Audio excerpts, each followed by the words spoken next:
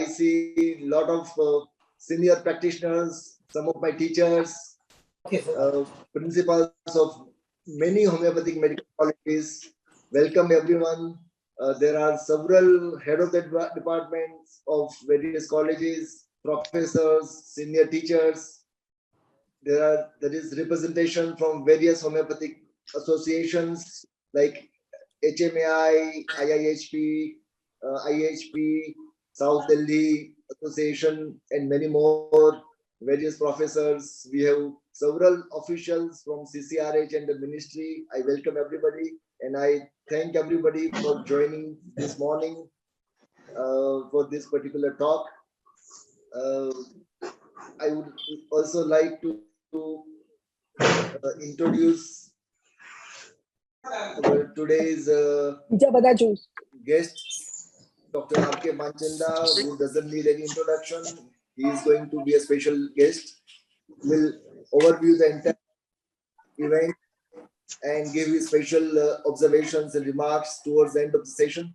I'm happy to have and introduce two of my friends who are moderators for this talk.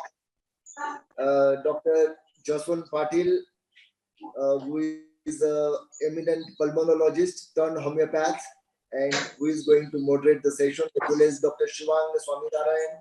Of course, Dr. Swaminarayan is a very senior homeopath with unique knowledge and background in the knowledge of pharmacology and homeopathic pharmacopoeia, as well as the regulatory framework. So thank you both moderators to agree to moderate this session. I'm happy to have both of you with us. Before I hand over the moderators, I would like to give in brief some details about biosimilia and the biosim COVAX. I would like to tell you in brief how this biosimilia shape. Well,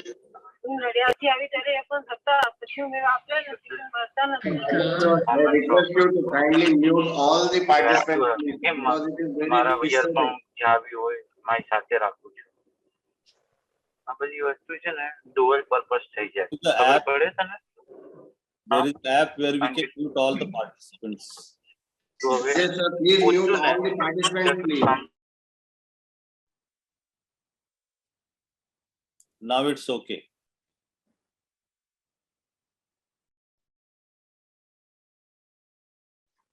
Rajesh bhai, you will have to unmute yourself.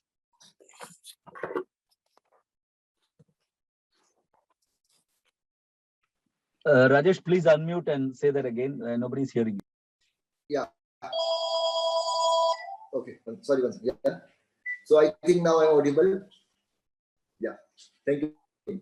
So biosimilia, I would like to give how biosimilia took birth. Biosimilia took birth in a very special condition of pandemic. You know, as most of you are aware, I have been working on developing new homeopathic drugs, including the nosodes for last over 20 years. And then during the pandemic time, when we started working on developing the COVID nosode, then we realized the need to have one SPV, that is a special purpose vehicle, which could take up the work on the nosode research seriously and sincerely and scientifically over next 20-30 years at least. So for that, we had to create this entity called biosimilia, which is a very unique name, and it is bio is of course the biologically derived medicines as well as life. That is a bio component of biosimilia, and the similia, as we all know, is the fundamental homeopathic principle. So biosimilia is a new version of scientifically prepared homeopathic drugs and their subsequent research. That's how this was created, and and where I have given my lifelong commitment to work on developing newer homeopathic drugs as well as conducting research thereof in association with various so just for the information, in the privilege of working with 8 major institutions, largely government institutions across the country, with 35 mainstream scientists, which include pharmacologists, virologists, immunologists, as well as chemical engineers and molecular biologists and so on. And we have been committed to work on developing the new drugs and examining them scientifically. So now time came during this COVID time that we create this body, this forum, Biosimilia, where the work could be done with much more focus. So that's how the Biosimilia has been brought in, and I'm happy to have the first formal event of Biosimilia today, sharing with all of you.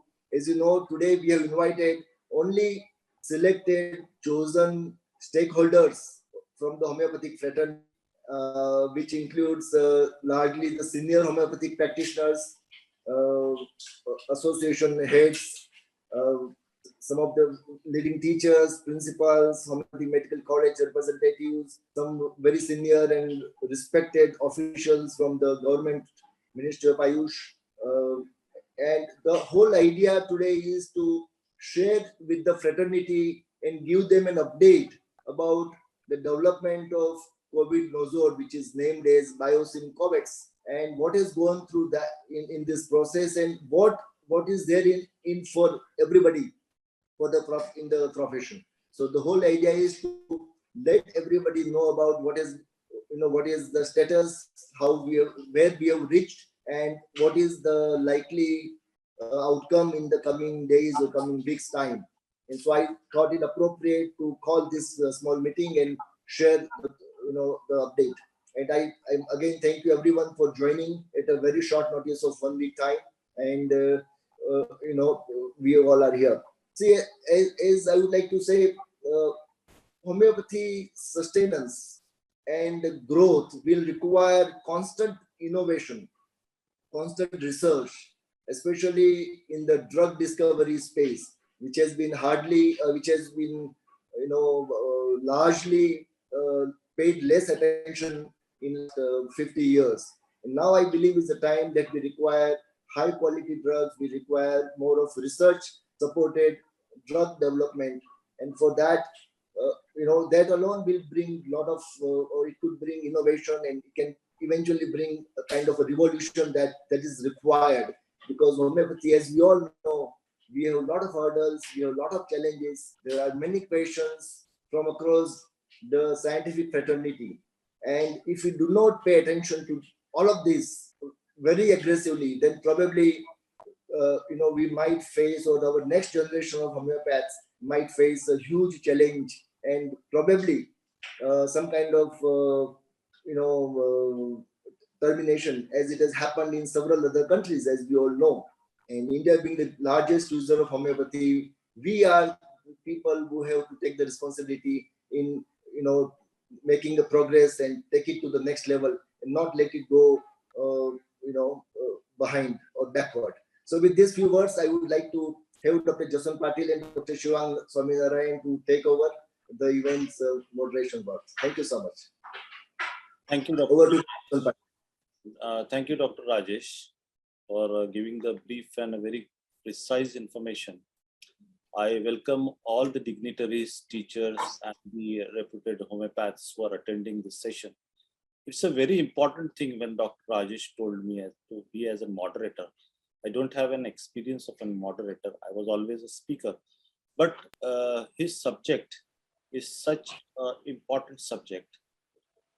Me, as an allopath, whenever I used to discuss with my allopathic colleagues, they used to always ask for the research in homeopathy. I used to show them the research. This is not peer reviewed. This is this, that. So they used to find out 100 faults in that. And I happened to meet Dr. Rajesh Shah about a year back, more than 2 years back. And we were discussing, and I saw his presentation in the webinars, seminars. He had done such a systematically with cell line, the research, what is called, was done very nicely. And I was impressed with him. And I said, Rajesh, I am going to be with you for all your research work. What I was thinking of to start with, you already started. And now even CCRH is doing in a very standard format of the research. And the major development in the homeopathy starts with the corona. In corona times, the homeopathy got a very importance and people started knowing what is homeopathy. So Dr. Rajesh Shah told me that we are doing, developing the corona nozole, and he got it done in such a nice way. I said, how you are going to do? So he said, you come in the committee, we will discuss. And we discussed. He got the highest quality of the coronavirus from USA. And it was done in the Hafkin Institute in a very systematic, standard and scientific way. That was very nice of him to do that in that format. When the homeopathy will be projected in exactly the scientific way, people will start accepting. They are not accepting because we have not done much of a good research. And what Dr. Rajesh Shah is doing, I really appreciate him. And I'm always being with him. I have told anyone who is doing good for homeopathy, I'm always with him. And all that is the way that all homeopaths should do. It was a hard journey for Dr. Rajesh Shah. Since April 2020, he was doing all these things. And a lot of hurdles were faced. I was also helping him in the time that whatever help is required, wherever I have contacts, we have to tap the contacts. But it was very hard time to convince the allopaths who are sitting on the chair. So it was difficult for them to accept it. I agree with them because even as an allopath, I never used to accept homeopathy very well. Till the time I entered into homeopathy with a personal experience and started realizing that yes, homeopathy is a great science and only needs to be streamlined in a scientific way. It will turn out to be the #1 science. And also the allopathic part, that is emergency life support, that is integrated along with homeopathy, then we would have a best answer. All over the world would look at us, and India would be proud of integrating homeopathy with allopathy in the ICU cases and in intractable, incurable cases. So for that, even the former president of India, Honorable Mrs. Pratibha Tai Patil, she took an active interest and supporting when I told her that this type of nozole is going to be developed. She talked to everyone from top to bottom, and she was always be in process. Once you tell her work, no one follows up, but she was following up with me. What has happened, where the matter has come, and Dr. Shah's presentation and giving the representation was excellent. And with that, the Biosim Covex has come out to be almost at the final stage. And we are going to discuss with you with your invitation for giving your expert opinions and what should be done the best so that homeopathy stands #1. As we all know that Dr. Rajesh Shah is doing a work on a research for a very long time. He has so many nozodes, and it is they are proving to be good. And he has proved even in these nozodes, he has taken the pathological material, the corona spike proteins and the nucleoproteins. So the development of the phase is so good, and it has been proved over a period of time where it has shown the good results. For example, when it was developed, and in my own family, we had 150 members of the family. We are a big family. So I started saying that let us see how the nozole works. And it was given to all of my family members. And except for 2, none of them developed the disease and the infection. Only 2 who developed, that disease was mild. So the CT score was hardly 2 to 3%. And they resolved within 3 days. So, I have seen myself the power of nozode in my own family. It was in the initial stage. Now, so phase 1 and phase 2 trials, animal trials, all has been done. And it has proved to be a very good nozole. But it is very important that we all accept and we must support Dr. Rajesh Shah to bring up the homeopathy in a scientific way. So this is all short about this. We have a time constraint. I have to talk more, but being a moderator, I have to understand further. So I'll pass on my next session to Dr. Shivang, who is a moderator, and he would talk more about it. Thank you. Thank you very much, Dr. Jaswant and Dr. Rajesh. I would not take much of your time because we are already kind of be running behind our schedule. And just I would like to once again welcome the galaxy of homeopaths from India, the senior practitioners, teachers, scientists, government officials, and innovators. And I could see the supporters of homeopathy and many people. Just to emphasize one thing, taking forward from Dr. Rajesh and Dr. Jaswant, what they have said, innovation is key for change and growth for good for anybody, any sector, whether it's professional canopy or the social sector. And with that, government is also trying to bring in various supportive system to encourage and enhance the visibility, availability, access, and growth of Ayush systems of homeopathy, including homeopathy. Dr. Rajesh Shah has been pioneer in bringing the area of the new drug into homeopathy, though there has been kind of others who have worked. But the unique and the differentiating point with Dr. Rajesh is he has always tried to remain within the framework of the regulatory system of the country and bring the kind of the new drug discovery so that it can be available to the profession and the ultimately the end consumer. With that, I would like to say that maybe what we are kind of be a small group of important practitioners and opinion makers and influencers here. Today being the National Unity Day, the birth anniversary of Sardar Patel, we should reaffirm, I'm sure that every one of us are kind of be committed to homeopathy and uniting ourselves and our profession for the growth of homeopathy. But let's again reaffirm our commitment to the growth of homeopathy and uniting on whether a platform or not.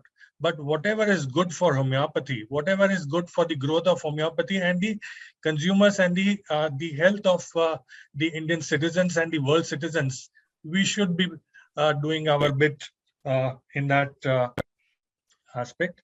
With that, there are many regulatory hurdles and the gaps of what Dr. Jaswant already kind of be highlighted, and would not like to go into detail. But with that, I would just congratulate once again Dr. Rajesh and the team of scientists, researchers, clinicians who are engaged in the clinical research, and the participants, the volunteers who participated in the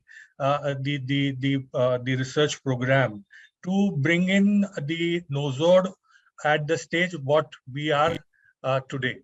And not to be between you and Dr. Rajesh, who will be sharing the entire journey and how the entire thing evolved, progressed, what were the impediments, what are the gaps. Many a times we as a clinician, mostly the clinicians don't understand or they don't know that what are the legal and regulatory aspects of the drug discovery system.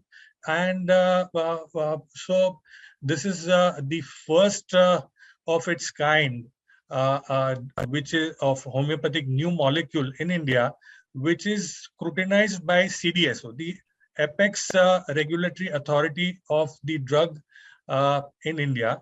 And they have been engaged in the evaluation of the entire process and the clinical and the experimental trials.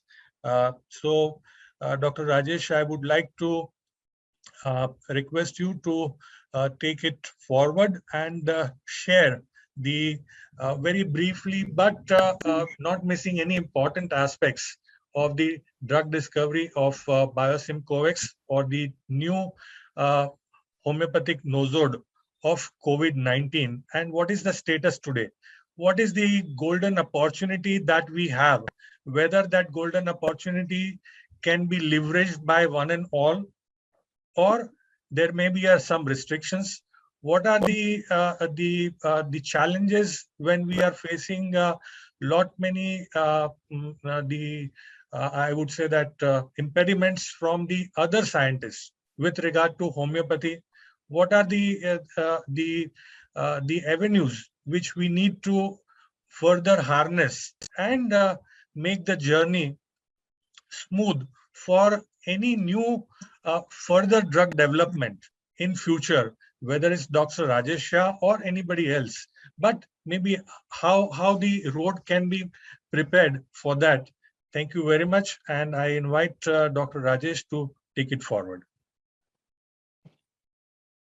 Yeah, thank you so much, Shivang Bhai. Thank you, Dr. Jaswant and Shivang, for very nicely putting the things together and giving clinical aspects, the empirical experience, as well as highlighting the regulatory aspects and the hurdles thereof, in brief words. So I would like to say a few things before we decide to before we show you a video which will explain our journey in brief. See, when the COVID-19 pandemic started, we took that as an opportunity to explore and innovate. And our journey started somewhere in the middle of March at a meeting in Ahmedabad. I remember distinctly Mr. Nangai Sahib was with us, and we were at Gujarat University's campus. Shivang Bhai was with us, and we had some vaccine scientists and other virologists. We initiated our journey at that point, and till now the journey is still on. We have still not reached the destination, but we have gained a lot of experience and learning, and that is what we would like to share in brief with the profession. And this learning and the outcome, what we have assumed today, is likely to be, or it has a potential to be a game changer. There is a possibility that the next generation of homeopaths or homeopathy could look at homeopathy in a very different way, provided the learnings from this experience is magnified and it is taken to the next level. That kind of opportunity I can see as a practitioner as well as a researcher. So, but of course, this is subject to the further expansion if that happens with the help of course, this is a huge task, for which we require assistance, collaboration, support from the practitioners, from the government, from the regulatory bodies, funding agencies, and so on and so forth. Shivang Bhai pointed out that today is a birth anniversary of Sardar Patel, and he is the symbol of unity, which I have a lot of connection with Sardar Patel. Incidentally, I happened to study in a school in Naryad where Sardar Patel had studied. So I always, connect well with Sardar Patel and his philosophy. And if that can help us unite for the bigger journey, then I think that will be really great. Before we start the video, I will just make a point which Shivang Bhai moderated, that the journey of making a nosode is not just by taking the clinical sample or the saliva or the sputum of the infected patient and mixing it with alcohol and give some kind of strokes. That doesn't happen anymore. This is what happened when we started the nosode maybe 150, 160 years back. But now with with the advances in microbiology and pharmacology, the method of developing the nosode is completely a different technology. And that is what our practitioners, our practitioners must know about it. There is fortunately in India, for developing nosodes, there is a stringent regulatory process in place. And we do not have a clear-cut regulation defined for homeopathic new drug discovery. So as a result, we are compelled to follow the conventional guidelines for developing the drug. And there is no precedence of having a homeopathic nosode made in India which has been approved. So for us, it is a first-time journey, and that is brought in a lot of hurdles as well. So we started with applying to the Ministry of Ayush, and then with the help of the Ministry of Ayush, of course, the Ministry of Ayush has been extremely supportive in this venture. And finally, to cut the story short, our proposal has been recommended by the Ministry of Ayush after a detailed review for a few months through their various committees. Ministry of Ayush had a Ayush task force which was built by Honorable Prime Minister Narendra Modi ji, and that task force had reviewed various homeopathic proposals and projects, out of which I was told that around 800 projects were submitted for homeopathy research related to COVID, and I believe that they shortlisted maybe 2 or 3 projects out of 800, and one of the projects was the COVID Nozor project. Post which the project was reviewed and scrutinized by several committees of CCRH, as well as another special committee, ITRC, that is integrated technical, which was consisting of various scientists from mainstream. And after all that scrutiny of a few months, the Ministry of Ayush finally recommended the approval process of this Nozod Biosim Covax to the CDSCO. CDSCO is ultimate regulatory body in India which controls all kind of allopathic medicines as well as now homeopathic medicines also possibly. Without, of course, they do not have precedence of that. And they also control the vaccines. So the CDSCO has been reviewing our process of our project of the Biosim Covax Nozod for last, I would say, almost 5 to 6 months. And they have done some unprecedented studies on the Nozod by scrutiny through their various visits at our office, at our clinic, in the Hafkin Institute, at the manufacturing unit, etc. So currently, all this review process is over. From one final visit is expected in the coming week or next week or so, 1 or 2 weeks. That is for the further verification of some of the documents submitted to them. Post which we are very close to, I would say we are in the very advanced stage of approval process by the CDSCO. As pointed out by Dr. Shivang, this is probably the first instance in which the CDSCO, that is the FDA, the FDA comes under CDSCO, in the DCGI, they are reviewing a homeopathic medicine, that too for COVID prevention and treatment. So this is unprecedented kind of event that we all homeopaths must know about. Of course, we have yet an approval which is pending, but we are hopeful that we'll get through that. And once that happens, then we have huge possibilities before us. And that's what I try to tell you in brief after running the small video. So I think with this introduction, I request my technical staff to run the video by showing the screen. And of course, we'll take up some questions subsequently. So Gajanan, if you could run the video, please.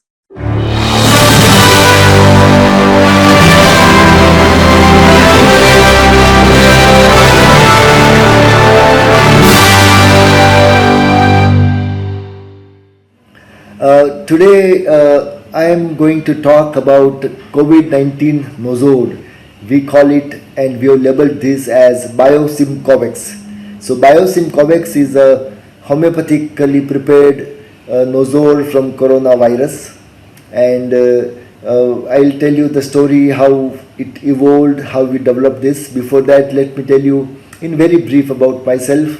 I have been in practice of homeopathy for almost now 35 years and have spent almost the last 20 years in the research, in scientific research in homeopathy, especially in the area of new drug discovery. And the Nozod development is one of the areas of my work, especially in last 15 years. And we are trying to redevelop some of the old Nozods, as well as we have developed certain new Nozods. So almost 12 new Nozods have been scientifically worked upon, and that allowed us, in fact, that experience of working with the Nozods allowed us to take up the opportunity that COVID-19 pandemic gave us. I call it a very huge opportunity for homeopathic fraternity and for the homeopathic science, to develop and prove the efficacy of homeopathy as a preventive, prophylactic and therapeutic measure, especially for the management of pandemic situations. So we started working on developing Biosim Covax somewhere in the month of March 2020, so almost a year and a half ago. And we developed our first version of the Biosim Covex Nosode precisely on 22nd of May 2020, and with the help of several scientists at Hafkin Institute in Mumbai. So Hafkin Institute is a very eminent virology institution in India, almost 125 years old, and there we had developed earlier several nosodes. So our team of scientists there, Dr. Vaidya, Dr. Sandeepan, Dr. Chaudhary, and other immunologists, virologists, etc. We all immediately took up this opportunity of working on Biosim Covex, the nosode, and we developed that, the first version, on 22nd of May last year. So we had three versions of COVID-19 nosode. One prepared from the clinical sample of the COVID infected individual, with viral characterization and gene sequencing, of course, evaluated. And we had two more versions of the nosode prepared from spike glycoprotein and also inactivated virus. However, we pursued our research with the first version, that is one prepared from the clinical sample, and we call it Biosim Covex. I must, before I talk further, I must thank all my colleagues, my entire team of scientists and researchers, and the lab members who helped us immensely during this period of development, which was a very tough time actually. The month of March and April was completely lockdown period. March, April, May, June, July in the entire country, and incidentally the city of Mumbai was one of the worst hit places in the country. We are under lockdown with limited resources, with most mobility which was all kind of frozen. And during that time we had a very unique experience of learning to develop a probable solution, a potential solution which could help the world fight against this pandemic, and also the result that would come out of that had the potential of helping manage other epidemics and pandemics maybe in future. So in keeping that in mind, I personally pursued that COVID-19 gave us a huge learning opportunity. With that background, I will very briefly tell you what studies we did. We conducted, after developing the Biosim Covex nosode, we undertook the study of animal toxicity to see whether this medicine was safe in animals, whether it produced any toxicity in animals. So as per the OECD guidelines, which are the international guidelines followed in examining the conventional medicines, to see whether this medicine has any toxicity on 3 different animal species. And we found that Biosim Covex nosode was absolutely safe in animals. It did not produce any toxicity whatsoever. After that, we conducted a drug proving, which is typically done in homeopathy, and we observed certain symptoms based on this drug proving. There is a published paper. There are 3 published papers that I'll refer at the end of the talk possibly, which are available on Google in open access. So we had a paper on safety of the drug as well as for the drug proving, and that we had some leads on some of the symptoms which could be possibly used in future therapeutically, and while using it clinically. After that, we had what is called as a phase 1 study, which was a study done on 10 healthy volunteers. So 10 healthy volunteers were administered Biosim Covex nosode in certain doses, and to see whether it is safe in humans. And in that study, we observed that not only the drug Biosim Covex was safe in the healthy volunteers, but we observed some very interesting finding in that study. We found that the nosode also altered some of the biomarkers, some of the immune markers in these healthy people, and those immune markers were largely certain cytokines, some IL-6, and which in turn increased the CD4 count. which are the fighter cells in the body. So we could see that the nosode had led to an increase in CD4 count in 90% of the volunteers, and that was suggestive of an activation of the innate immunity or T cell activation. So this finding was amazing because this is what I was personally looking at or expecting, that homeopathic medicines, if they work in the cases of for prophylaxis, then they must produce or alter or demonstrate some kind of viral, some kind of immunomodulation. And we found that in our initial studies, we found that this nosode Biosyn Covex could induce T cell, certain signs of T cell activation. Post which we conducted a very interesting large study, a reasonably large study, I would say. It was a randomized placebo-controlled study on 2,300 individuals in the city of Mumbai. This study was a human trial on high-risk individuals. So in those days of complete shutdown in the city of Mumbai, the local municipal corporation was shifting high-risk individuals who were exposed to COVID infection to a separate building, in a quarantine facility for 2 weeks. So these people were high risk, highly exposed people who were at the risk of getting the infection. So we got a good opportunity to examine this Biosyn Covex in these people, 2,300 plus people, 2,233 people. And along with, we also compared in that study some other homeopathic medicines like bryonia, arsenic, camphora, and one combination of homeopathic medicines. So each arm had around 325 high-risk individuals who were given the medicine in the randomized manner, and the entire study has been recently published in the British journal Homeopathy, which you can refer for more details. The outcome of this study was amazing and very encouraging, I would say, which is suggested in brief. Of course, you will read the whole article. In brief, the Biosyn Covex nosode has shown 62% efficacy in preventing the infection against placebo.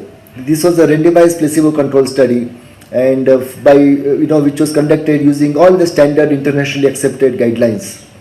So the nosode has shown 62% protection. Not only that, the nosode has also demonstrated that those people who got infected had less hospitalization stay, or they did not require hospitalization as much as the infected, in the placebo group volunteers. The illness had a shorter duration, and the symptoms of the suffering suffered by this group was much less as compared to the placebo. So all in all, the Biosyn Covex has demonstrated efficacy in terms of 1, reducing the infection rate, 2, reducing the hospitalization, 3, reducing the illness duration and the severity. And if you really go to say this is what we are expecting even with any other immunization program, including the vaccines. So this was largely demonstrated and exhibited by the use of Biosyn Covex nosode. We had this study completed by September last year, so almost 1 year back, 1 year from now. And we also had an opportunity to immediately apply to the Government of India for processing the approval, approval process, because we wanted to follow the standard guidelines. And in India, the regulatory process is very stringent, which is very good. And we applied it to the Ministry of Ayush. Ministry of Ayush had very systematically and strategically reviewed our proposal through their various expert committees, which of course took a lot of time. And that is how system works, because since it is a new drug, and that too a new homeopathic drug, which was happening and reviewed probably for the first time for such purpose of pandemic application. So it underwent various processes of evaluation, and finally the Ministry of Ayush has recommended it to review it for the approval process to the highest authority, which is the Drug Controlling Authority. So I would say as on today, that is as on the 14th of October 2021, we are in the advanced stage of approval process review. It has not yet been approved, but then hopefully we are very close to its final approval, because a lot of evaluation protocols have been followed so far by the Government of India. And once that gets approved, if it gets approved, I'm sure we have lot of opportunities for its use, in the prevention, as well as probably for the treatment of not only COVID infection, but also for other illnesses. So this is the status of this particular Nozord Biosim COVAX as on today. I would like to highlight one very important aspect about immunization. People ask me many times, if you take Biosim COVAX or COVID Nozord, is that a substitute to a vaccine? As on today, I would not like to call Biosim COVAX a substitute to vaccine. I would rather call it a complement to vaccine, because as we all know, the vaccine alone is not enough to give 100% protection. We need something more than a vaccine. So if you combine the benefits of vaccine with those of the Biosim COVAX, the Nozord, then I think world is a better place. And I also very strongly feel that Nozord, the Biosim COVAX in particular, and Nozords in general, are likely to open up a new way of immunization in future. And this is the conclusion that I have for myself. It is my personal viewpoint and perspective. I believe that based on various studies that we have conducted in last around 15 to 20 years with Nozords, I am of the opinion that homeopathic Nozords have definite potential and capabilities of modulating the immune system in a certain way. I can say this on the basis of the COVID Nozord, which has shown immunomodulatory role. We've also done similar studies with HIV Nozord, which has shown several immunomodulatory effects in the cell line model as well as in the animal model. We have got similar studies with with hepatitis C Nozord as well as with the cancer Nozord, which all of them have shown definite roles in modulation of the immune system in certain ways. In the past, we have also seen, in the recent past, some of our studies included development of E. coli Nozord, Salmonella Nozord, Gonorrhea Nozord, Plasmodium falciparum, Malaria Nozord, and all of these Nozords have shown their respective corresponding antimicrobial activity. So we have a series of evidences suggesting that homeopathic Nozords have in them a fantastic potential as antimicrobial, prophylactic as well as therapeutic efficacies, which need to be explored heavily in the coming time. Vaccination is one of the ways of immunization, and there can be other ways of immunization. Vaccination cannot be the only way how you can vaccinate or immunize a person. And I personally now feel and very emphatically believe that Nozord is another way of creating immunization. Of course, this has to be supported by very detailed and long research activities and with lot of experiments that we need to do. But this is a very clear possibility seen based on our experiences. So with these few words, I would like to thank everybody for listening to me and for inviting me for on this occasion. If you have some questions, we'll try to take some of the questions in the question answer session. Thank you very much. All the best.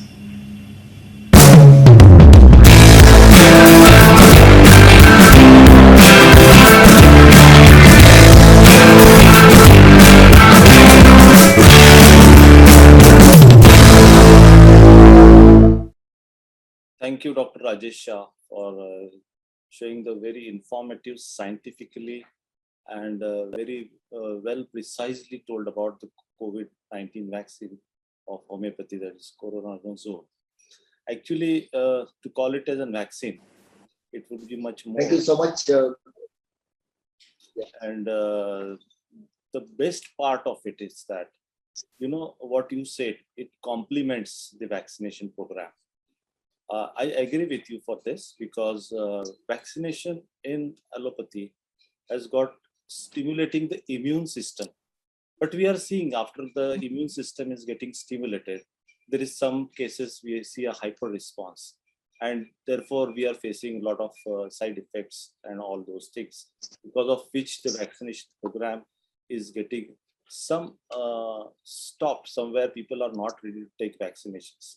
But when this particular nosode will be combined with the vaccination program, I would say the untoward effects of the vaccination, because homeopathy has got an action.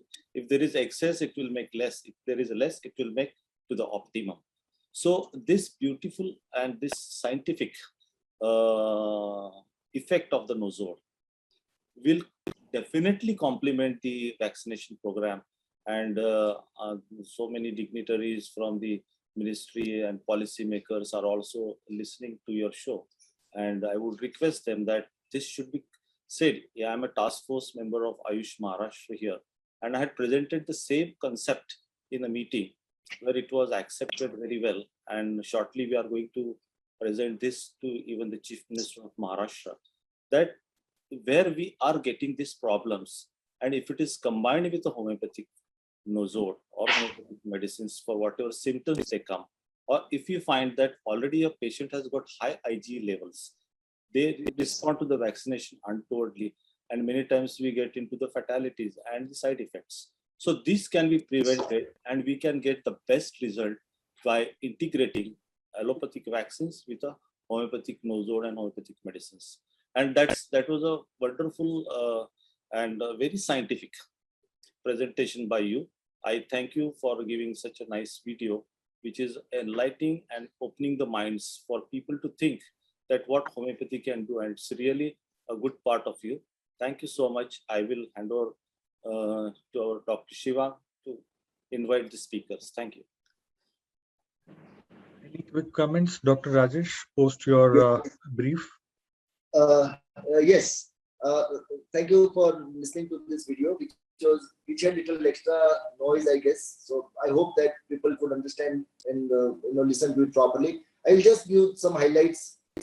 The most important things of this talk in the video was that the nosode has demonstrated 62% prophylactic efficacy in a reasonably good size randomized placebo-controlled study in a quarantine facility. Now, 62% efficacy is considered significant because, as per, you'll recall that as per the WHO, any vaccine which is capable of producing 50% efficacy or more was to be approved by the WHO. And now we have 62% efficacy with this nosode.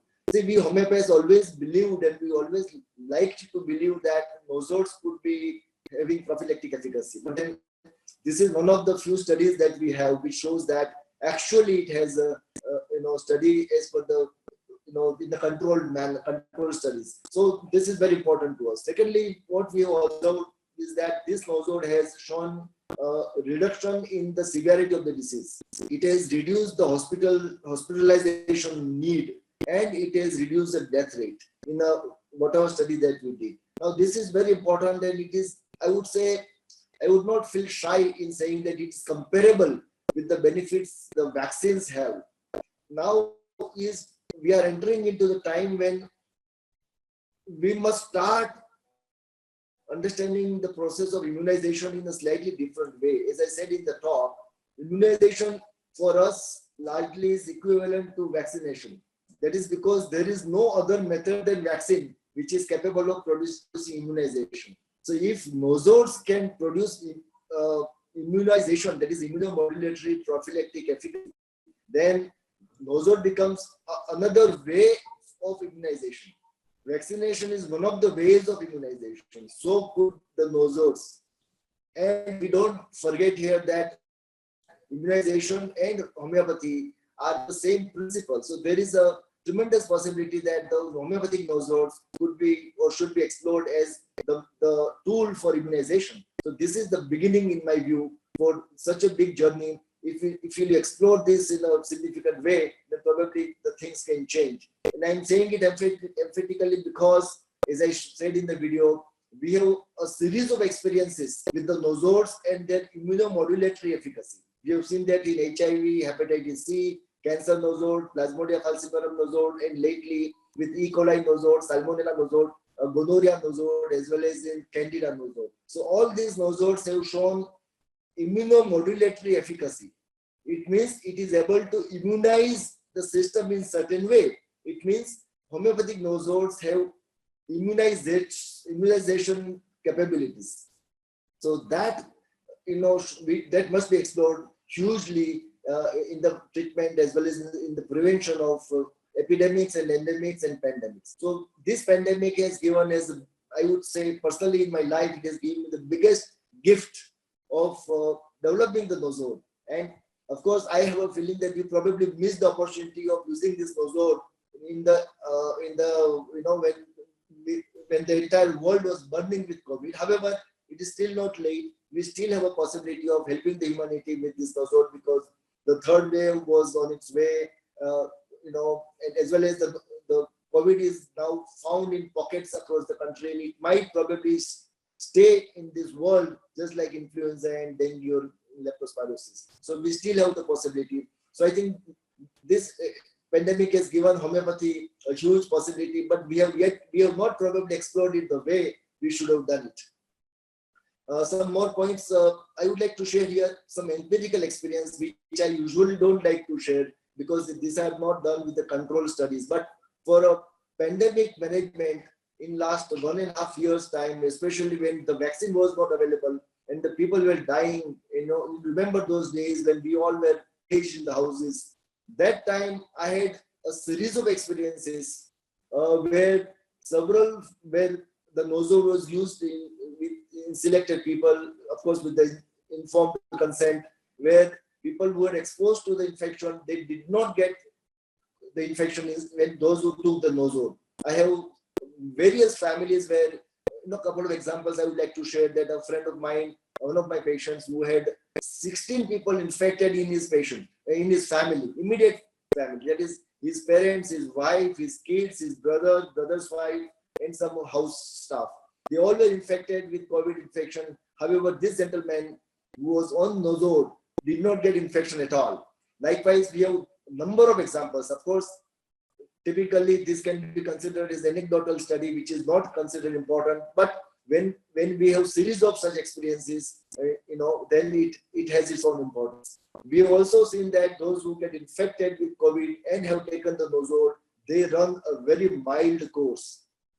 Some of them have been either asymptomatic or they ran mild course with very mild symptoms like fever and maybe some chest congestion, and they recover much faster, not requiring hospitalization. So these are some of the findings that we have, with this nosode. And this is, so now the question is, what is there for the homeopathic profession? I think Biosyn Covax is a big gift to the profession because we as homeopathic practitioners should be able to use this nosode eventually once it is approved for our patients as a prophylactic as well as for the therapeutic purpose, as well as we use other nosodes which are not related to the specific disease, but then in homeopathy we use them for different conditions. So to just give an example, on some of the patients I have used COVID nosode as a nosode for the treatment of rheumatoid arthritis. Because if you see the pathogenesis of COVID infection, it produces certain elevation of IL-6, and that IL-6 is also a pro-inflammatory cytokine, which leads to an activation of rheumatic activity in the body. So, based on the homeopathic principle of similarity, the law of similars, COVID nosode may have other potential possibilities, which of course we all have to collectively experience, experiment with that and conclude. But then these are some of the ways where homeopathic this nosode could be found effective in various other conditions. This study also had a comparative arm. The nosode was compared not only with the placebo, but it was also compared with arsenicol in one arm, with bryonia and with camphora. We found that bryonia was very effective, can be compared with the nosode. Arsenic also was effective, slightly less than bryonia, and the camphora did not produce any efficacy whatsoever. The efficacy of camphora was close as good as placebo, practically. So these are some of the other findings that we had out of these studies. The elevation of the immune markers, as I said, that is a very guiding finding of this study. As on today, vaccination is of course very effective. However, vaccination alone is not enough. We all know that. People get infected with COVID in spite of 1 or 2 shots of vaccination. Everybody has witnessed such experiences. So it means that we need something more than the vaccine. So homeopathic nosode is a cousin of vaccine in my view, and that is the best opportunity possibly that we must explore and utilize this nosode to complement and to supplement the benefits of the vaccine. So vaccine, according to me, is not an enemy or contrary to homeopathy. It is in fact a twin brother of nosode. I always say that on the lighter side. So we need to really integrate the benefits of various systems, various technological developments, innovations, and that can actually and eventually help the health aspect in the public sector, public health. What is there for the pharma? Well, if we have more success with the Biosimicomex nosode, this opens up huge possibilities for the entire homeopathic pharma, because homeopathic pharma will be encouraged to do more research and can probably serve the humanity much better, and they can have much more business opportunities as well, because there is hardly any scientific research done in the homeopathic pharma space in India in particular. So I think the Biosimicomex has a huge to offer, not only to the homeopathic fraternity, not only to the public in general, but also to the homeopathic pharma. So I think all in all, we are at a phase where there's a huge possibility in our hands. Of course, this is subject to the approval by the CDSC or the final authority. But this happens, then a lot of research opportunities also will open. We need to really work. I have plans for at least 10 years to work on COVID nosode alone. That much of work is pending. And likewise, this can also stimulate many other mainstream scientists to work on this and other nosodes. And that can probably bring the facelift or the scientific facelift for homeopathy. So these in brief are some of my thoughts and views and experiences, which I would like to share today in this talk with the profession, with the fraternity. And I would like to thank everybody for listening to me so patiently and with so much of interest. I now hand over it to the moderators. Thank you so much. Thank you, Dr. Rajesh, for giving a brief and scientific explanation for what you have explained into the video. I would request Dr. Shivang to take over and call for the special invitees to give their words on this. And before that, I would like to add one thing. Dr. Rajesh, there is one suggestion from my side that the big problem of vaccination is antibody-dependent enhancement. That is a phenomenon very well known to cause a lot of problems. Even whatever is being talked about, we will come to know in next 5 years' time, because the vaccination effect, the protection lasts for 2 to 3 months, but the effects last for 4 to 5 years. And sometimes in some cases, it can go to 11 years also. So we have got a large scope of treating that particular, the effects that goes on for years together, or the DNA damage that occurs. And therefore, this would be a study to be taken over by you in the next, that what are the effects of our nosodes on vaccinated people for antibody-dependent enhancement. And that would be a cornerstone and a big success to say and vouch for what we have shown about the corona presentation and research today. Thank you. I'll hand over to Dr. Shivang. Thank you, Dr. Jaswant. That was a long and short of kind of be more than 550 days of journey of development of Biosim COVAX still cannot be, the journey is on, it's not cannot be ended, but rightly encapsulated in about 15-20 minutes, Dr. Rajesh. So there may be many questions, there may be many gratification, there may be cannot be there a lot of hope, there may be a lot of queries, doubts. But before going to those things, we would like to take up the opinion and the remarks from our invited special guests from the stakeholders of homeopathy. To begin with, I would like to invite Dr. D.S. Burr, Director HAPCO, the oldest and the pioneer pioneer in manufacturing homeopathic medicines in India. Dr. Burr is himself a PhD, and I need not introduce to the gathering here, because each one of you must be having personal rapport with him. So without again taking any further time, I would like to invite Dr. Burr to give his comments from the perspective of the pharma and as a manufacturer, and what he has to say about the Biosim COVAX and its development and future. Over to Dr. Burr. Thank you, Dr. Shivan, for your kind words. Hearing so far from Dr. Rajesh Shah about his journey for development of Biosim COVAX Nosode. The very first question will come to the mind of people is what a nosode is. You see, to the homeopaths, nosodes are homeopathic remedies prepared from products of diseases. That means fluids coming out of the glands, discharge or tissue, or even from inactivated microorganisms such as bacteria and virus. Dr. Shah told that he has prepared his nosode, Biosim COVAX, from the saliva of affected people, COVID-affected people. This homeopathic manufacturing process inactivates and removes dangerous source material from these disease products, but retain its energetic effect so that the remedy is safe for use. And these nosodes have number of use in human, animal, etc.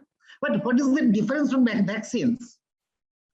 The vaccines are usually use similar source material, but retain some of that material in inactivated or attenuated or changed form. But in nosodes, it is not that. In nosodes, we are completely eliminating the source material most probably. The skeptics are always arguing that a nosode prepared from COVID-19 virus may be potentially dangerous, though they say that homeopathic potencies, especially above 12C potency, are nothing but pure alcohol or water. But they're saying it may be dangerous for use in human. Many nosodes like Sorainum, Tuberculinum, Medurinum, etc., we all know that, are being used quite successfully in homeopathic profession for quite a long time without any adverse effect, physiological effect. Then why the skeptics are arguing that it may be dangerous? During this COVID-19 pandemic, it was proposed to prepare 3 types of COVID nosodes. In the March 2020, it was proposed like that. One from the whole virus, one from the spike protein, and the third one from virus RNA, and to see which one of them is effective. But nothing was done. Only Dr. Rajesh Shah took steps, and the nosode prepared was prepared from the whole virus, of course, inactivated virus. And now we find that vaccines have been prepared using those 3 types of raw material. Covaxin from the whole virus, Covishield from spike protein, and Pfizer vaccine from the RNA. Then why were proposals were falling in deaf ears of the government people? Virologists fear that the homeopathically prepared nosodes are not safe to use. They're objecting again and again. But they fail to understand that our nosodes are prepared in 91% ethanol, which makes the virus totally inactive. We're using hand sanitizer and all those things prepared from alcohol, and they're inactivating the virus. Moreover, according to material science, no trace of trace and starting virus can be found in the finished preparation beyond 12C potency. And if that is right, why the object? We don't have in the medicine, we don't have any trace of the virus. Then objection is based on some observation that homeopathically prepared nosode preparations show some physiological activity. So on one hand, they say that preparation is simple alcohol, but on the other hand, they admit that it has got some physiological activity, maybe some adverse activity. But they fail to understand that homeopathy is standing on those physiological activities, on those physiological reactions, which we call proving. However, if a coronavirus nosode be prepared from COVID-19 disease product, it may be useful, but before that, such claim, it should be tested properly. It should be tested properly. And I think what Dr. Shah has made, he has already tested these things and on human being, on animals, and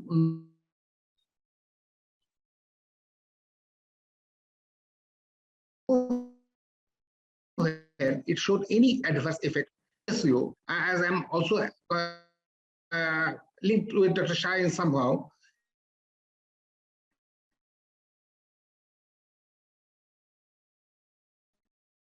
I hope CDSO will soon give the permission to prepare the nosode. Thank you. Thank you very much, Dr. Bauer, for your valuable comments. And with that, I would like to quickly invite Dr. Ajit Kulkarni, the celebrated homeopath and teacher who has his unique way of taking homeopathy to not only in India, but abroad.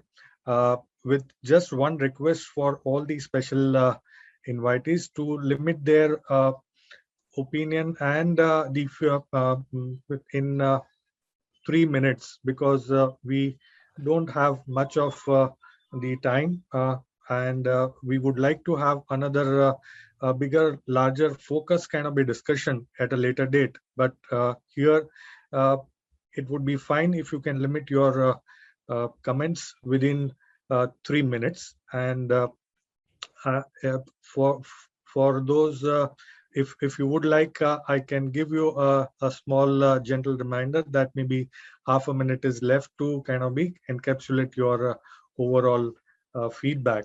With that, Dr. Ajit Kulkarni. Yeah, thank you very much. And no words are sufficient to give the high degree credit to Dr.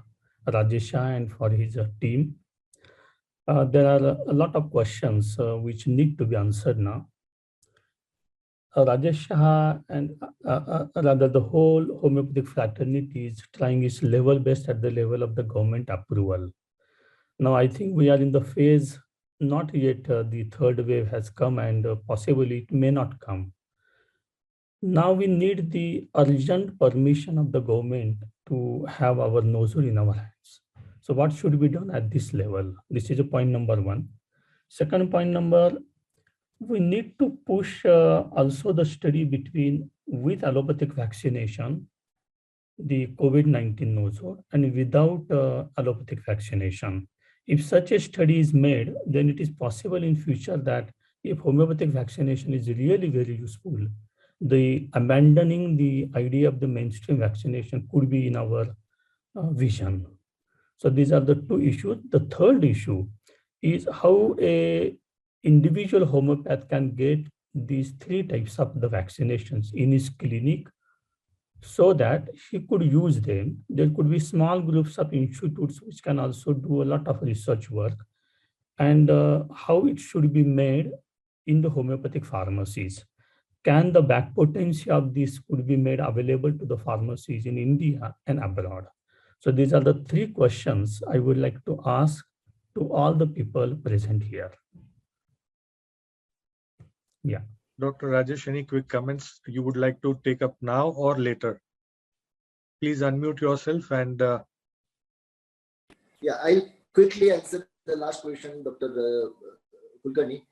It can come in the hands of homeopaths only if it is approved by the CDSCO. So without approval by the government, it cannot be put in the hands. Once it is made available, of course, it can be made available in dilutions. Probably it might be made available in back potency, but I'm not sure. The back potencies can have many abuses and misuses. So it will be probably made available in such a way that the patient will get the right dose, untempered doses.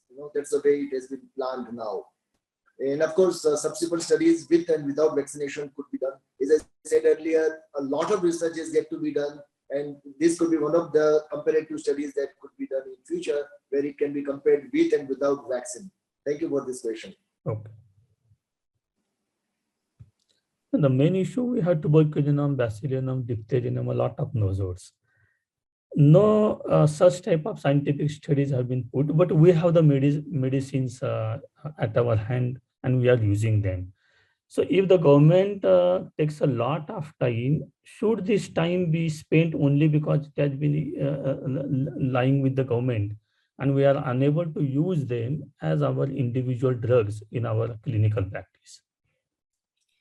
Yes, Dr. Ajit, you rightly said it's taking a long time because of a lot of resistance and understanding about homeopathic efficacy.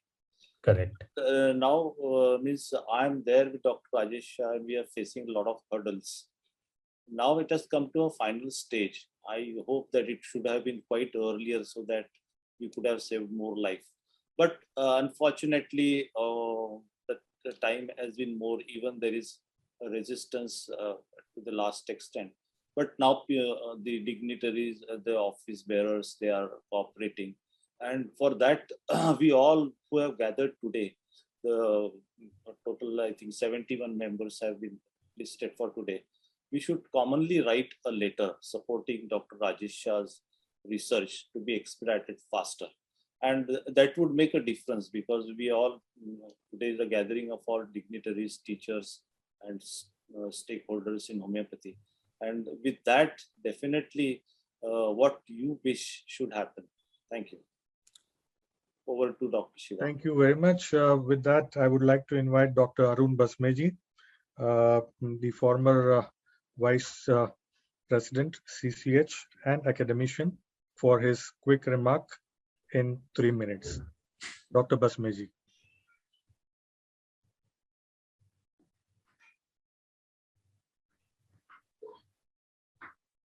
Yeah.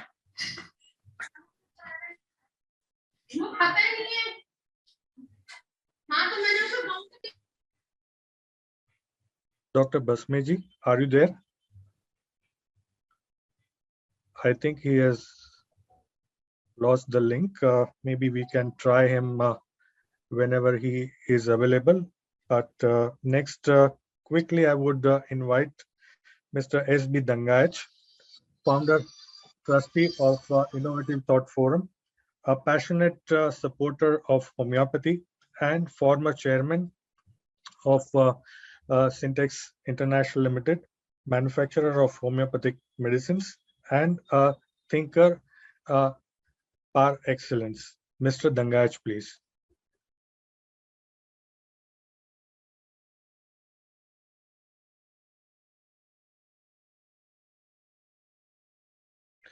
Dangaji, please unmute yourself.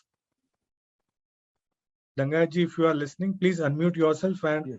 Yes, thank you very much. Am I audible now? Yes, yes. Yes.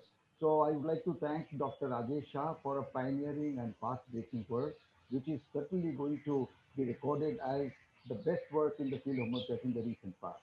My first comment is that for homeopathy in our country at this point of time, there is no separate framework for new drug and clinical trial work. We have got for Ayurveda and the Indian system for medicine separate protocol, which is which is controlled or which is modulated by CCRAS. As far as allopathy is concerned, it is governed by NDCTR 2019, which has clearly laid out the path. Homeopathy, unfortunately, does not have a separate one, and by default, it is put and bracketed along with allopathy, though the two of them are working on very different principles of science.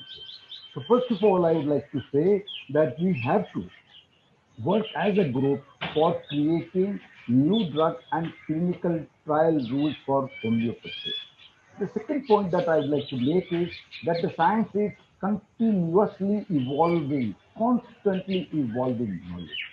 As a matter of fact, in COVID time, we have seen the limitations of all the sciences, and therefore, I tend to suggest that we need to integrate the principles of homeopathy in the NDCPR, which are going to reflect the true nature and character of homeopathy. Homeopathy works on a very different principles than allopathy. Third thing that I'd like to say is that vaccination is something which is meant for specific immunity and it was invented in India. So we need to combine the general immunity and the specific immunity. Nosodes are, of course, one of the methods for providing the specific immunity. Fourth point I would like to say is that we have got to explain to the government and authorities that a pathy agnostic approach, pathy agnostic open 360-degree transparent approach is going to be great for the humanity and for our country. Last point that I would like to make is that we have got a galaxy of people who are from the field of homeopathy, and it will be proper for us to build an alliance. I personally would like to be a part and I would like to motivate creation of an alliance for homeopathic vaccines and nosodes, because it is going to be possible for a group like this to make correct the representation and correct kind of suggestion to the people who are there in the government or the policy making. Last, very, very importantly, I would like to say is that WHO or the other bodies are working essentially for sponsors and the people who are funding their activities. Finally, we will have to align with the commercial world in a manner that is going to get us optimal results. Thank you very much. And once again, I wish Dr. Rajesh Shah and his team all the very best, because this is a long journey. It is not going to be over within a year or two. It is going to definitely require a constant, persistent, and persevering work from all of us. Thank you very much. Dr. Ramesh, very nicely said. And the alliance is very important. And that is what is missing in homeopathy. We all are practicing and at different thoughts, but we all should come together at a single point where we should support anyone who is doing the good work in homeopathy and forget the differences. There has to be any unity. And definitely the funds are the big problem. Even I have faced here in Maharashtra and all over India also. There are problems that you have to get into this particular thing very nicely. But the funds, basically, if you see allopathic research, has been done largely by the pharma companies. No doctor does the research usually as we do in homeopathy. So the pharma companies are, I know that one tablet of amlodipine, which is now 5 paisa cost, was sold at 50 rupees by the Pfizer's in 1995 when I was practicing allopathy.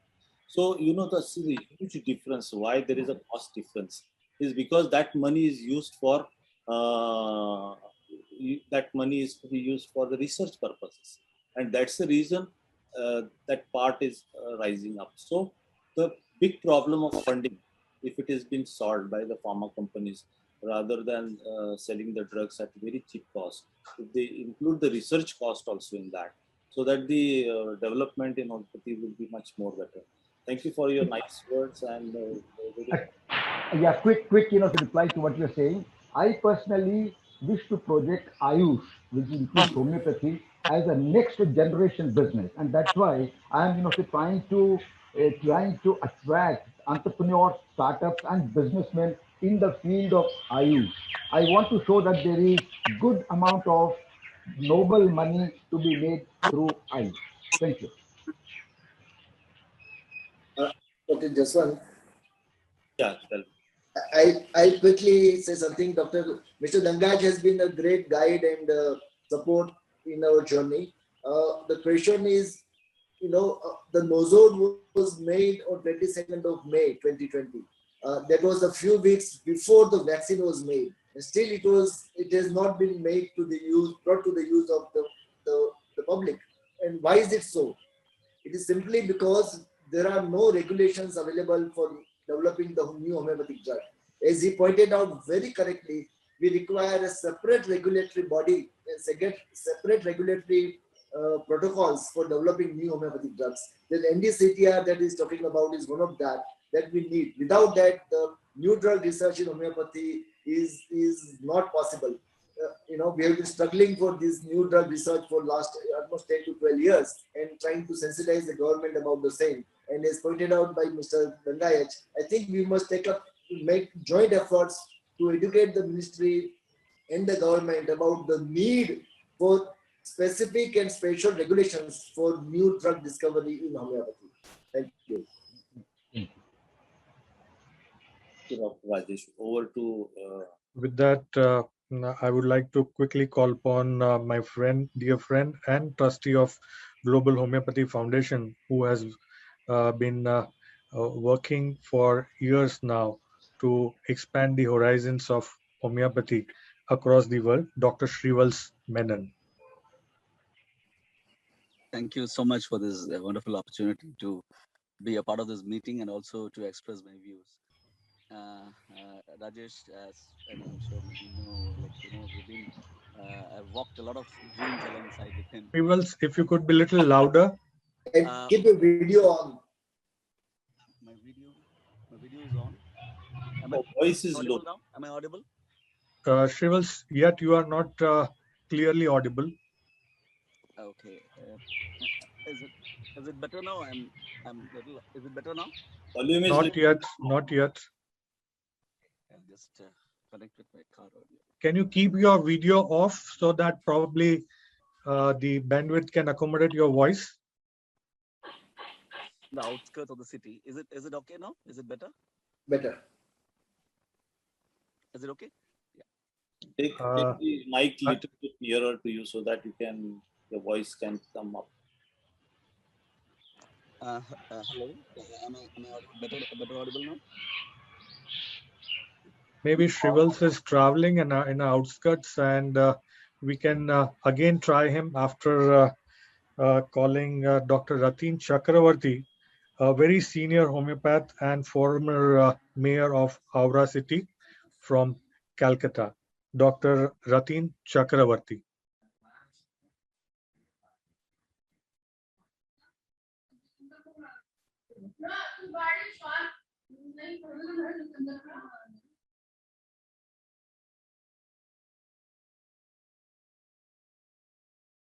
I'm seeing that Dr. Ratin is not to be seen in our current this thing. Maybe he has lost the link. Quickly, I would like to invite Dr. R.N. Wahi, a very senior homeopath and the chairman organizing committee of South Delhi Homeopathic Association and very active member in advocacy for homeopathy. Dr. Wahi ji, please. Thank you, Dr. Swami. Good part is when you are, in the later number, some of the points have been covered already by the earlier speakers. So that's something very nice. Most important part is that we are meeting today on a very important day, which is called the Unity Day, as advocated by our Vallabhbhai Sardar Patel. Coming to homeopathic part in the Unity, there are three stakeholders, three types of it. There are industry, profession, and the trade. We need, as Eureka mentioned, is that a body, which could take care of all these things. And Dr. Rajesh has very diplomatically avoided the use of Nosode as a substitute of vaccine. I appreciate that part because currently is working on that. But coming to the obstacles, which are the regulatory problems, I personally feel one important, very important point for all of us together, the three branches of the stakeholders, we have to approach the government of India, include the definition of homeopathic medicines in the Drugs and Cosmetics Act. Presently, its status is it is only in the Drugs and Cosmetic rules, not in the Act. Now, since there is some movement by the government in making some changes in the act, so this is the opportune time that we must pressurize, we must write to the government that the definition should be added in the act.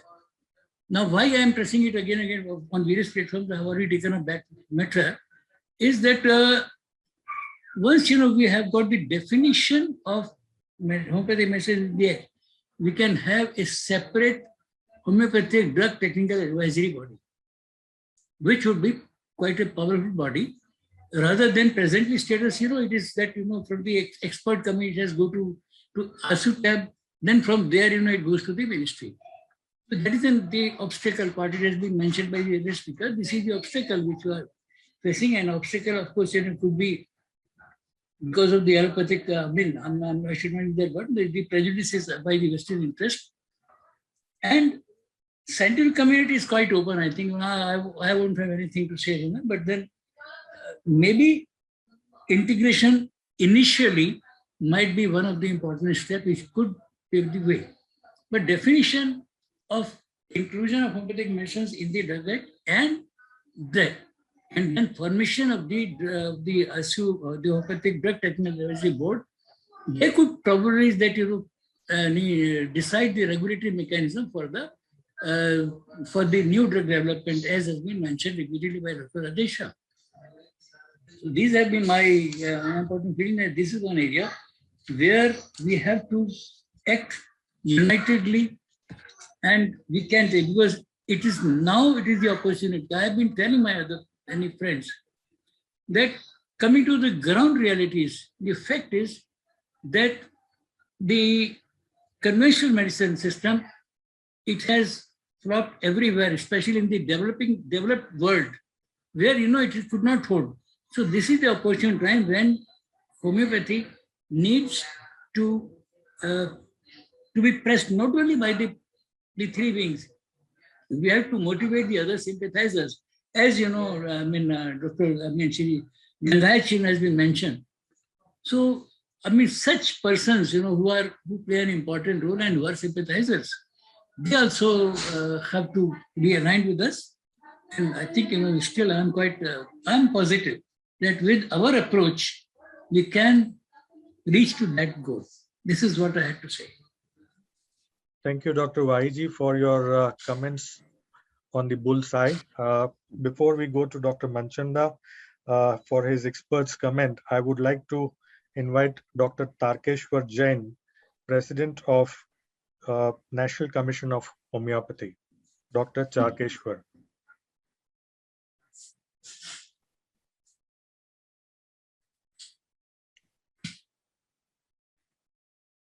Dr. Tarkeshwar. I think currently he's not on the list. I think he's busy with a session at Jaipur with some other HMAI members. So I think he is requested that he may not be able to join. Okay, great. Dr. Jaswant, can you take the proceedings further and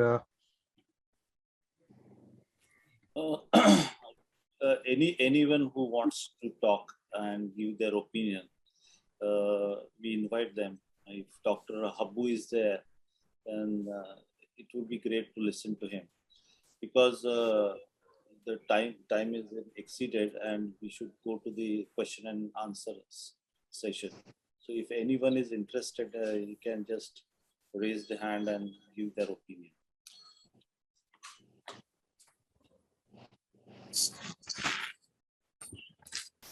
I think Dr. Amita Arora has raised a hand. Yes, Dr. Amita, can be brief in a 1 minute's time. Yes, of course. Good afternoon, everyone. First of all, I would like to say that thank you, Dr. Rajesh, for inviting me on this panel. And whatever I could say to all of my elders and seniors present over here, with due regards, and the people who are also invited from the government, that when somebody is doing any efforts, I think it is the time that government should support that, whether it is CCRH, Ayush, or any government body. It is not only whatever is being done by one person. If we are united, I think we will be able to justify all that. And moreover, it is not only that we homeopaths should know what is being done. It is important that it should reach to masses. How people will know that this research is going on? How will other people know? How will common people know that yes, ये research हो रही है?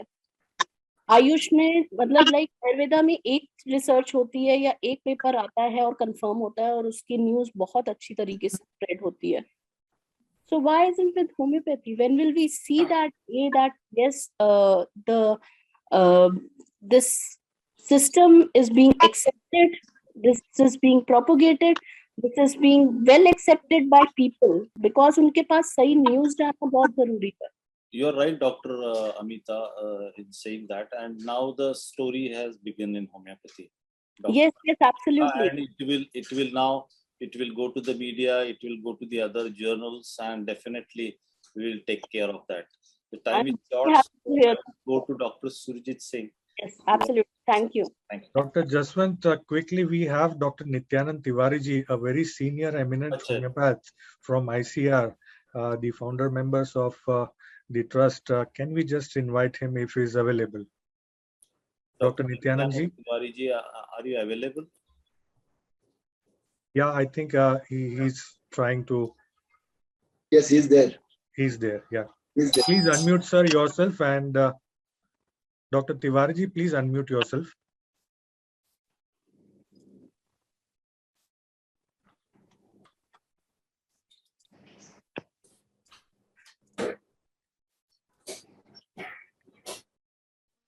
Dr. Shivang, your mic is off. Dr. Tiwari ji is not able to, I think, make it. Can we have Dr. Habu's comment, please? Yeah, I think Dr. Tiwari ji is there. Please unmute yourself, sir. Please unmute yourself.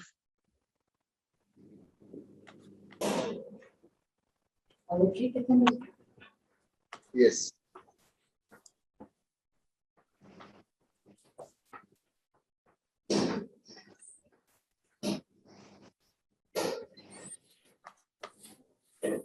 Dr. Tiwari, sir, you have unmuted, but we are not able to hear your voice. I think if you remove the headphone, then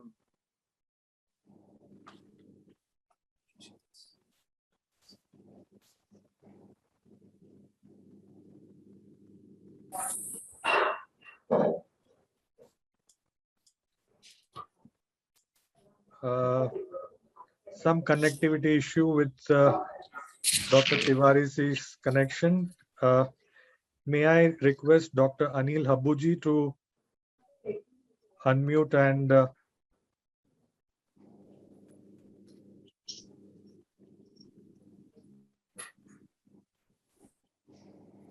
can I request Dr. Kishore Mehta, whom I'm seeing, please? Hello. Yes, sir. Dr. Tiwari ji, I think connectivity is on and we can hear you. Okay. I think this was a very nice presentation. This is the first step towards scientific research in homeopathy. If we are able to do the way Dr. Rajesh Shah has worked out, there is no reason why ministry should not accept and why the other pathy also not accept. Our difficulty remains our research protocol which we have to follow. Sometimes people are not able to understand. But if we do the research in this manner, there is no, I think, any problem getting government's grant, getting supporters of the science. So I will just wish this type of research has to be continued and it should be proved.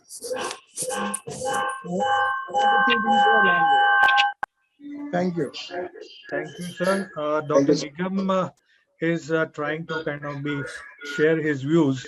Can I request Dr. Nigam to unmute yourself and quickly share your views?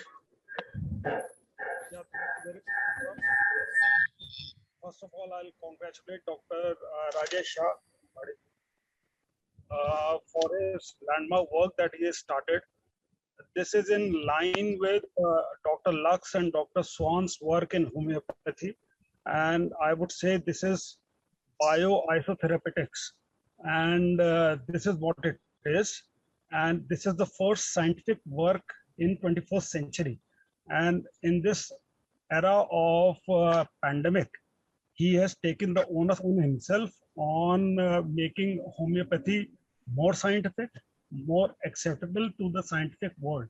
Now, there are two sides to this work. One socio-political and commercial, and the other is academic. So I would like to focus on the academic part of the work that Dr. Rajesh Shah has begun. And since this fire has been lit, I would ask him and cajole him to do homeopathic HPTs, I mean homeopathic pathogenetic trials on these bionosodes that he has prepared, so that the profession has the full, the materia medica of these nosodes, like Swan did, so that we can use these nosodes for long term. Because what I foresee is that your nosode is going to be a nosode for future long COVID cases. Not only as a vaccination, your nosode would be wonderful. That would be all right. I mean, that is the short-term use of your nosode. But the long-term use of the nosode would be the scenario of never been well since COVID-19, and which is going to be a huge scenario globally. So that would be the major use of this nosode. And for that, we would need a solid HPT, which I suppose, and I don't suppose we would need more than 50 contenders for a HPT. And if you can get a solid HPT from your side, then the work that you have done would be complete and a whole work. And that would be a wonderful addition to the profession. This is what is my short-term view on the work that you've done. Thank you, Dr. Nigam. Short-term view, I would have to digest the whole thing, the whole research, and then would come up with other views. But it is a good and a great beginning. I congratulate you and the whole team. Thank you very much. Thank you, Dr. Nigam, for pinning on the long haul of COVID and the potential of the nosode. And with that, I would like to quickly bring in Dr. Kapse of ICR, Director. Yes. Dr. Kapse.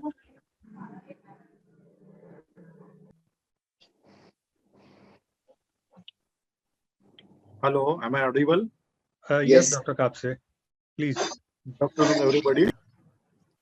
I think I am fairly impressed with the efforts that Rajesh is making in standardizing homeopathic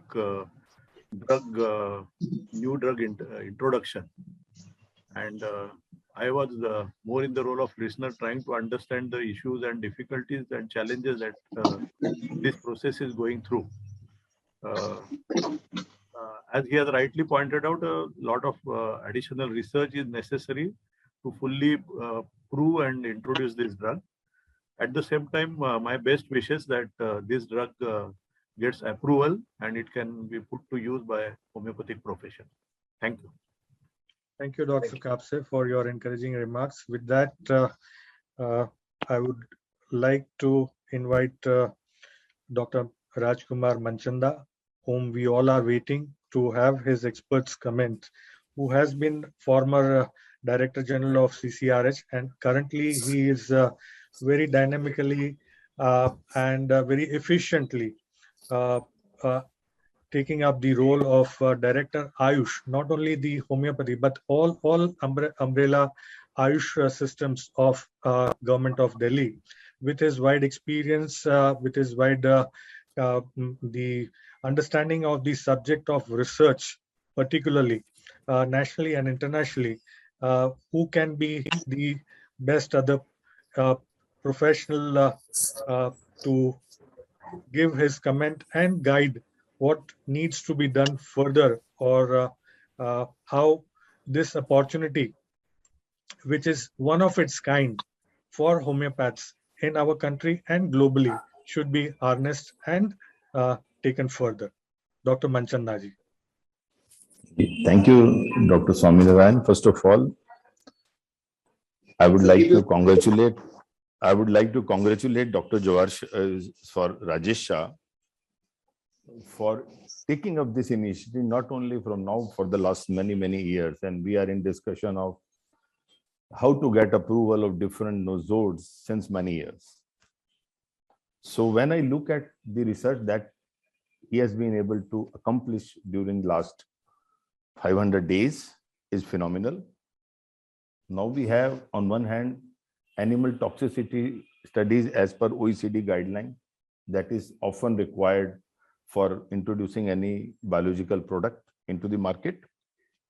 He has also done drug proving, which is absolutely necessary and at least required from homeopathic approval point of view. And I hope that ministry must have taken into account.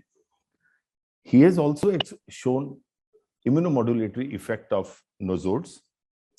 And lastly, now recently about the randomized control trial in prevention, where efficacy is about 62%, a feasibility study that he could take during the time when it was very, very difficult to take.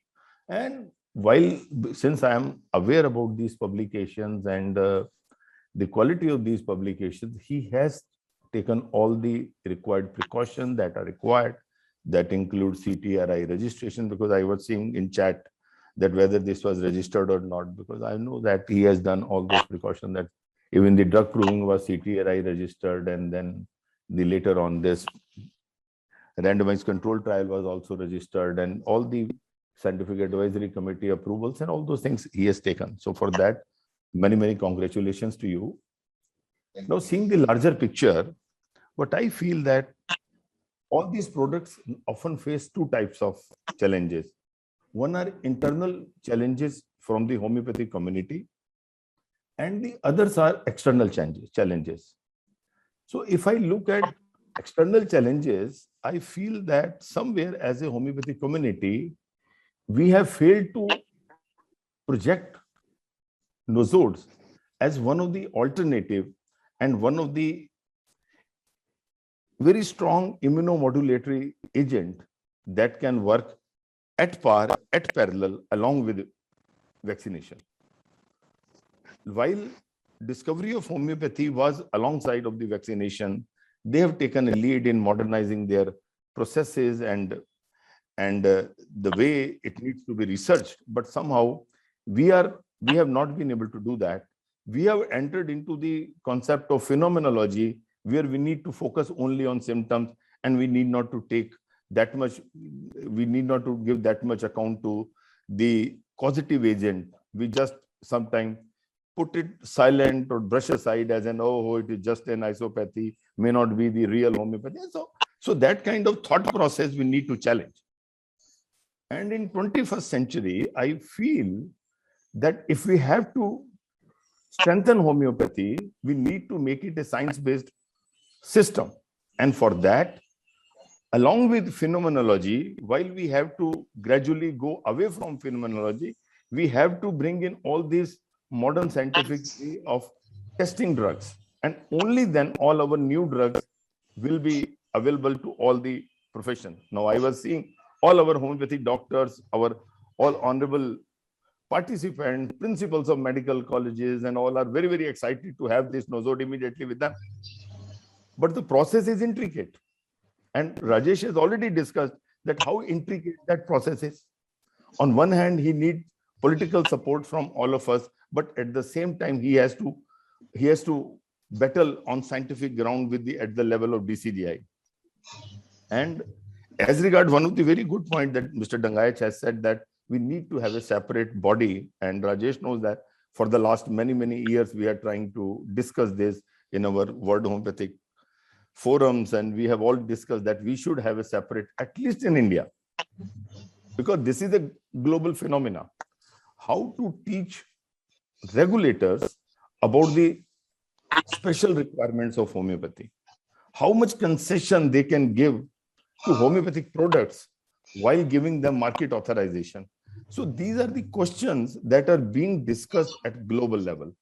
We had discussed in our Goa meeting about 2 to 3 years back, when we had a special session on biologicals. We are going to further discuss on this in our upcoming Liga Medicorum Homeopathic International Colloquium on 10th to 12th December. We have a special session on nosodes, their regulatory status, signaling molecules, because this is the future of homeopathy. What is now required is that considerable data Dr. Rajesh has already given to the appropriate authorities in the government. Now they have to consider it and give market authorization as soon as possible, so that rest of the researches that is required, like Dr. Patil, I have great regard for him, and he said that we need to see the antibodies enhancement potential of these nosodes. And this is what I was sharing with Rajesh now. When the considerable number of population is already vaccinated, even if we have nosode, how to place it in the market? This is also one of the internal challenge I see. I see this. But our external challenges are regulatory challenges, and our external challenges are our competitors' challenges. That competition can come from biomedical systems. Not necessarily that any lobby is working against this product, that product, but that challenges are of two types. One is a political challenge, the other is a scientific challenge. It is said that if you are creating a product that has wider public health implications, the level of evidence, the level of data that is required has to be of proportionate to that.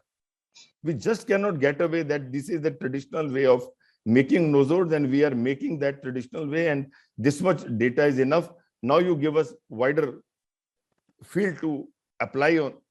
So in that way, it is a real challenge for homeopathic community to place nosode in the market, where a lot of external challenges are there within their own products. You must have seen even in biomedical products that whether AstraZeneca is good or the Johnson & Johnson vaccination is good or Pfizer is good. A lot of international politics is being played and is also settled also through the political interventions. Another point I would like to congratulate Rajesh Shah that at least he has at last agreed to have SPV. We actually need such company in homeopathic arena that can ensure that not only this COVID-19 product, but we should have all high quality nosodes available to homeopathic profession. So what I see a very, very wider role for Biosimilia, that on one hand, he has to focus on COVID nosode and other nosode where he has specifically done research and introduced in the market as a new product. But at the same time, we have to see that all those traditional nosode that are available, those should also come from such companies and all other companies can follow the lead, because that is the area where we just cannot dump something absolutely. So this is also another point I would just like to make. And but the journey, I know journey of this nosode as well as Rajesh Shah for last it is quite inspiring. And I hope that if the journey is known to our medical colleges, so many principals are there and pharma companies, it can create many such opportunities for homeopathy, and this is what is required. Now, while I was organizing this global colloquium, I was finding that India is the most optimistic place for homeopathy, where global homeopaths are looking towards India. And if at that point of time, if such product is given permission from India, that will have a wide ranging effect within homeopathy community as well as on biomedical sciences. So with these words, I congratulate once again. And another very good thing he has done, that he has not done it alone. He has nicely collaborated with the high-end institution having high-end facilities and a multidisciplinary team. When I was invited in the beginning by Prime Minister of India about that what homeopathy can do in COVID-19, what you can say. So I told him only two things. Like, look, there is a possibility of using traditional way of preventing this medicine that is based on phenomenology, where we need to treat certain patients, seeing which drug is most effective or group of drug is most effective and which drug is similar, and that can be given, and we can see that what kind of prevention it can there. And the most certain way which I requested, because that was the time when there was no vaccination. So I suggested this route, that we should have a multidisciplinary team. They should fast track all the decision making and should work on homeopathic nosodes that you can say is as oral vaccine. You may not say it as oral vaccine, but that multidisciplinary team should have researchers that can have critical evaluation, cutting edge critical evaluation, and the data that they generate both in laboratories and in field should be unquestionable. So these two suggestions I had given, and I must compliment that at least Rajesh Shah has been able to accomplish that. He has been able to constitute a committee, and they have been working, and we have been able to produce results. And now Ministry of Ayush has given this approval also. And I hope that DCGI also will also give favorable decision as soon as possible. And thereafter, at least homeopathic community, world may be having a lot of skepticism, but world homeopathic community and global homeopathic community will be very happy to use this product. And apart from that, I think I have discussed most of the points, and I congratulate once again. Time is also over, and so thank you very much for giving me this opportunity. And still, if any question and somewhere you want to ask anything, I'll be very happy to answer that to any of the participants. Thank you, sir, for giving your remarks. And on this forum, I would like to congratulate you for your being ranked as the 6th. It's okay. And the Asia's first. So the comments coming from you, the encouraging remarks and suggestions coming from you makes a whole lot of difference to the profession, policymakers, regulators, and the clinicians across the country. Thank you very much once again.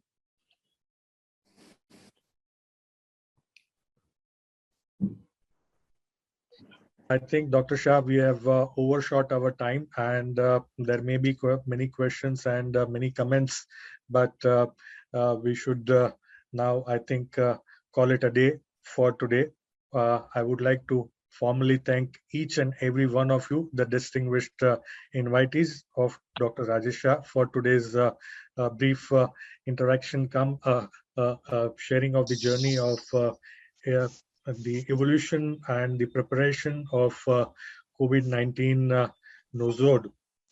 We wish Dr. Shah best luck, that soon the regulatory and the Apex Authority. Yes, Dr. Manchanda has to. I was, while Swaminarayan was concluding, I was seeing comments on the chat.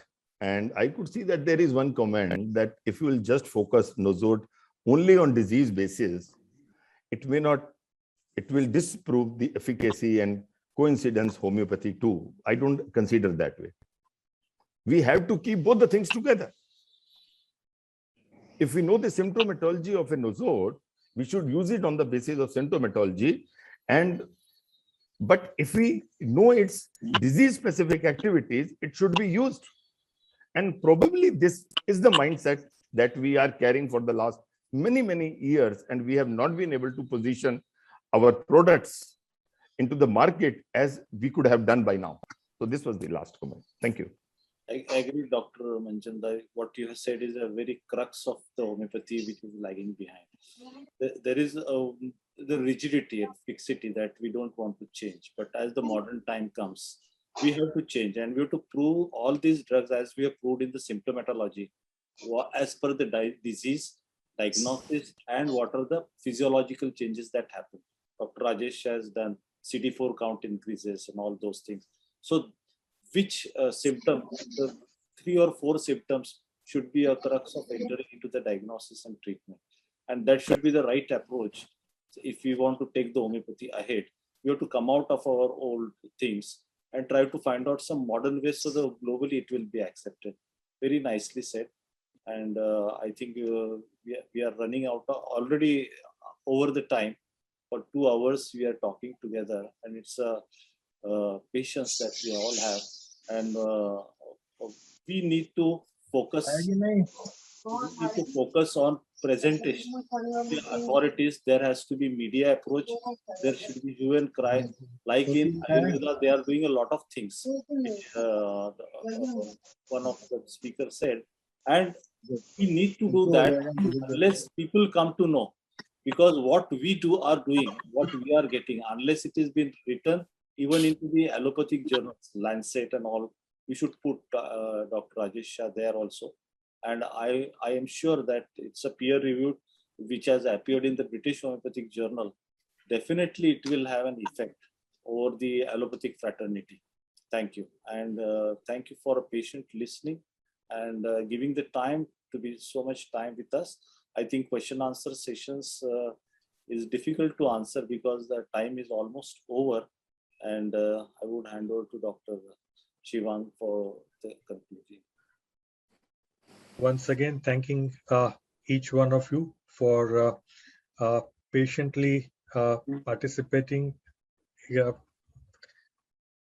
sharing your views, your comments, and we would like to have opportunity to be in touch with you as the time passes, as the progresses happens. And it is an exciting time for homeopathy, where the new vista is opening for the new drug, not development, but the approval process, which is because development may be a little easy, but the formal approval, the norms to be followed of the country, the rules to be followed are very important in our journey. So this is a kind of the exciting time for the entire homeopathic fraternity of India and the world to look forward to the approval of the new COVID nosode that is from India. And with that note, I would like to convey my greetings for coming festivity of Deepavali. And let us all hope that the new year which begins gives us a gift of new nosode in the therapeutic arsenal of each and every homeopath in time to come. Thank you very much for your patience and participation. Thank you very much. Thank you, everybody. Thank you so much, the moderators, Dr. Joshan Patil and Dr. Shivang. Many thanks to Dr. Manchindaji, and thanks to each and everyone for your patient listening. And wish you all the best wishes for the Diwali festivity, which is beginning now from today. Thank you so much. Sure.